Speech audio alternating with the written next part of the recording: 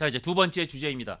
이게 지금 국민의힘 전당대회를 앞두고 상당히 핫하게 떠오른 주제인데 사실 조금 민감한 주제이기도 합니다. 그래서 저희가 이 주제를 고를 때 조금 고민을 했습니다. 바로 한동훈 전 비대위원장의 김건희 여사 문자 소위 일십 논란입니다.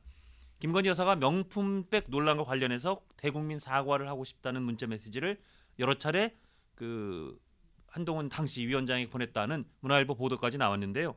이게 아무래도 사실관계와 별도로 뜨거운 그 전당대회 이슈가 될 것은 분명해 보입니다. 어쨌든 그 문자를 한동훈 위원장에게 김건희 여사가 보낸 것 자체는 사실로 보이는데, 자, 김건희 여사의 사과 기회 일십, 한동훈의 선택 옳았나, 이런 주제로 두 번째 토론을 진행해 보겠습니다. 김건희 여사가 사과를 하겠다라고 마음먹은 것, 이거 좌파와 다른 겁니다. 굉장히 큰 용기가 필요했을 겁니다. 이게 문자에 보면 이런 내용이 있습니다. 진작에 사과하고 싶었는데 후보 당시에 사과를 한 번 했더니 지지율이 떨어지는 걸 보고 무서웠다라는 내용이 있어요. 그래서 이거를 차일피일 미뤘는데 죄송합니다. 내가 지금이라도 사과를 하겠으니, 대국민 사과라도 하겠으니 이거 위원장님 뜻에 따르겠습니다. 라는 문자 내용이 있어요. 자, 김건희 여사가요, 개인적으로 이게 남편한테 얼마나 미안했을 것이고요, 국민들한테 얼마나 미안했을 것이고, 대통령 뽑아준 국민들께 얼마나 미안했겠습니까? 본인이 처신을 잘못했다라는 거 본인이 인정한 거예요. 사과를 하라고 한다면, 당에 피해가 되지 않는다라고 하면, 지지율 떨어질 게 걱정이 안 된다라고 하면 내가 100번 1000번이라도 사과할게라는 거 공식 표명한 겁니다. 그럼 이거에 대해서 어떠한 식으로라도 답을 했어야 된다라고 저는 생각합니다. 이게 만약에 정말 사적인 영역으로 생각되었다라고 하면요, 아까도 말씀드렸지만 영부인님께 이거는 사적인 문자로 오해를 받을 소지가 있으니 공식 루트를 통해서 저한테 전달해 주십시오. 라든지 어떠한 방식들이 있었을 것이다. 그리고 저는요, 아직 윤석열 대통령 임기가 3년 남았습니다. 충분히 우리가 윤석열 정권 성공시킬 수 있고요, 정권 재집권할 수 있습니다. 그러기 위해서는요, 아까도 말씀드렸다시피 우파의 자산인 지금 이 훌륭한 분들 다 똘똘 뭉치셔야 된다 하는 말씀 또다시 한번 더 강조하겠습니다. 예, 우파 보수 진영이 전당대회에서 똘똘 뭉쳐야 된다는 말씀에 제가 이 주제를 다루면서도 계속 드는 걱정이, 이 주제와 관련된 논란이 그 똘똘 뭉침에 조금 방해가 되는 건 아닐까 하는 걱정이 들긴 듭니다. 자, 전 의원님 말씀. 그래서 저도 똘똘 뭉쳐야 된다고 말씀을 하시니까 이게 내부 싸움이 외부의 적하고 싸우는 것보다 더 무섭다는 생각을 저는 요즘에 하게 돼요. 그리고 그 이재명 대표의 대장동, 백현동 그런 얘기도 사실 그 진영에서 나온 거지 야당에서 끌어낸 주제가 아니었거든요. 예. 서로를 잘 알기 때문에 이런 어떤 치명적인 부분들이 나오는 거 아닌가 좀 그렇게 싶은데요. 원래 전쟁에서도 내전이란 게 가장 비참하고 가장 슬픈 전쟁이 되는 법이죠. 예. 그래서 그 우리 쪽이 아닌 다른 진영에서는 이러다 국민의힘 분당되는 거 아니야? 사실 이 정도 얘기까지 나왔어요. 예. 그래서 이런 민감한 문제를 지금 여기서 다루는 것도 저도 사실 되게 조심스러운 부분은 있는데, 예. 그래도 제 그 의견은 얘기를 해야 예, 되니까 그 우리 보수 진영은 탄핵의 아픔이 있었잖아요.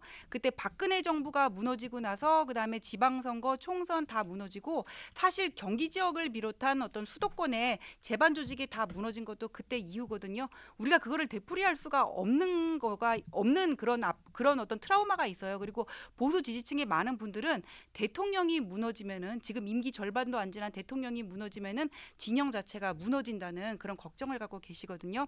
근데 최상병 특검법 어쨌거나 뭐 한동훈 위원장이 받는다 그랬다는 말이에요. 그러면은 네. 당 대표가 되면은 다른 것도 받을 수 있다, 다른 사람들은 생각을 할 수가 있는 거고, 최상병 특검법 같은 경우에는 그 한동훈 위원장이 최상병 특검법을 받는 논리가 법리상 정무상으로는 말이 안 되지만은 국민의 의혹이 있기 때문에 그랬거든요. 그러면 다른 특검 법안도 국민의 의혹이 있으면은 받을 수 있겠냐? 사실 이렇게 귀결이 된단 말이에요. 특검 예. 추천권만 제3자한테 주면은.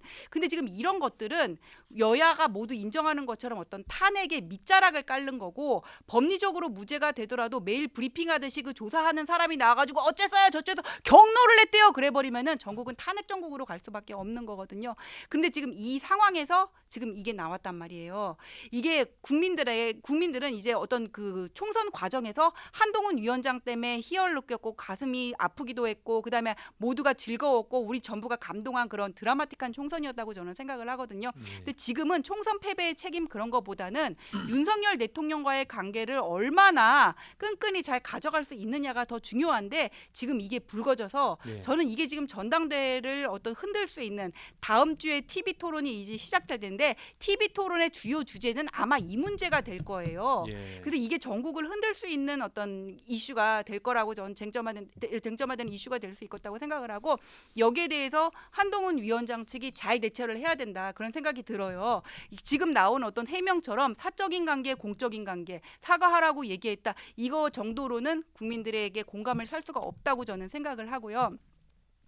그 다음에 할 말 잊어버렸어. 그리고 예. 오늘 이제 갤럽 조사가 나올 줄 알았는데 오늘은 이제 당 대표 선거 관련해서는 안 나왔더라고요. 근데 예. 지난주에 갤럽 조사가 나온 걸 보면은 그 경선 룰에 따라서 80대 20 당신 80 일반 조사 20 해가지고는 거기에 보면은 한동훈 위원장의 지지율이 1등이긴 하지만 과반수가 넘지 않았거든요. 예. 근데 이게 어떻게 흔들리게 될지를 지금 모르는 상황이에요. 그래서 앞으로 이제 나오는 여론조사를 계속 이렇게 추이를 지켜봐야 되는데 일단 영남 가가지고 홍준표 대표 못 만났고 그다음에 이철우 실장 못 만났잖아요. 근데 이분들을 못 만난 거는 이분들은 자치단체장이에요. 자치단체장은 국회의원들보다 그 지역에서 상당한 조직력을 가지고 있거든요. 예. 근데 그 당원들이 한동훈 위원장을 너무 좋아하고 만나기를 원하는데 저는 이런 스탠스를 취하지는 못했을 거라고 생각을 하고 만나기 위해서 삼고초려 하는 모습이라도 최소한 보여줬어야 된다고 저는 생각을 하거든요. 알겠습니다. 근데 조금 정리해 주시고 예. 경북, 대구, 충남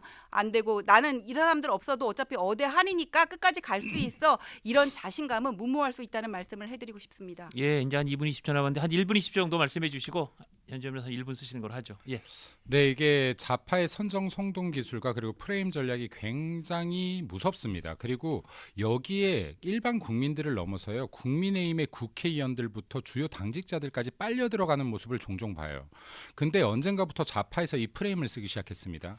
대통령 지지율이 떨어지기 때문에 대통령과 나를 세우고 각을 세우는 사람이 우파의 지도자가 된다라는 프레임을 짜기 시작했어요.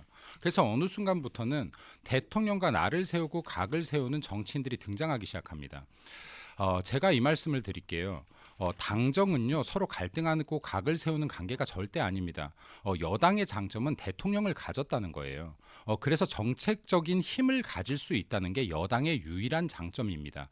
당과 대통령이 합심을 해야 정과 그리고 당정이 합심을 해야 정말로 대통령의 정책들도 밀어붙일 수 있는 것이고요. 당도 힘을 가질 수 있는 겁니다. 역대 어떤 대통령도요. 어떤 지도자도요. 전직 대통령과 나를 세워서 우리 편 대통령과 나를 세워서 지도자가 된 사람이 없다라는 말씀을 좀 드리고 싶습니다. 그리고 이게 한동훈 지금 전 비대위원장 측의 참모들께서 만약에 이런 전략을 세우신다면 정말로 잘못된 전략이란 말씀 드려요. 나를 세우는 것이 훌륭한 것이 아니라요. 정말로 정부가 성공하고 우리 당이 성공하려면 두 가지가 돼야 됩니다. 첫 번째는요. 잘한다 격려도 해야 되는 거예요. 아무리 어머니 아버지 가족이라도요. 맨날 비판만 하고 날만 세우면 엄마 아빠도 싫은 거예요. 근데 잘못한다가 아니라 잘하는 건 잘한다. 그리고 정말 맞는 방향으로 가는 건 힘을 실어주기도 해야 됩니다. 그리고 잘못된 것들에 대해서는 그냥 단순한 비판이 아니라 남 아니잖아요. 대안을 함께 제시하는 관계가 돼야 당정이 발전하고 윤석열 정부 성공한다. 예. 그리고 차기 재집권도 할 수 있다는 말씀드립니다. 자, 두 번째 좀 예민한 주제였는데 여기까지 토론 듣겠습니다.